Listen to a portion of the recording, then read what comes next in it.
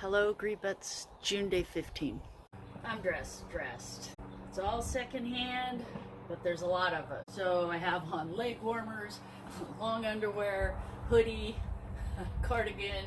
Entire outfit was probably $5 and has been amassed over a decade or so. I know my leg warmers are a little bit more on the maroon side, and my outfit is more of a bright primary red, but you do what you have with what you got, right?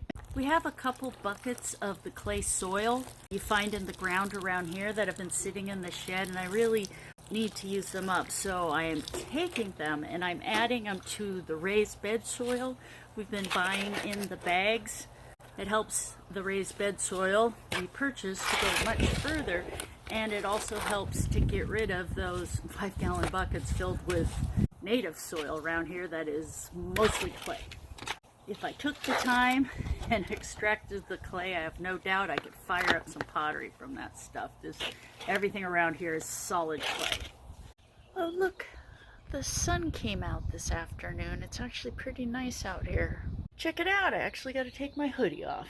I need to get all of these pots organized sooner rather than later because things are getting pretty big and you can't just leave them laying around willy-nilly once they start getting big. As much as I want to put a nasturtium or even a sunflower in this pot, I'm thinking I'm going to stick my last potato plant in there. Yeah, for anybody that's been here, when I was digging out my potato buckets, I found this one little potato that I had left in the dirt, and he was sprouting, and so he's doing such a good job. I think he deserves his own bucket. Does anybody else have the problem that once they've got the seeds into the dirt and they start sprouting, you know, they're just struggling with thinning them or not doing something with them? I feel like a murderer. So I have this terrible habit of, you know, you plant a bunch of seeds because you don't want to end up not having enough germinate, but then I have all these babies and I cannot bring myself to thin them or, you know. Check it out, my variegated rose is starting to throw out its second round of blooms. Mr. Grebo was out fishing and found a couple chicken feathers.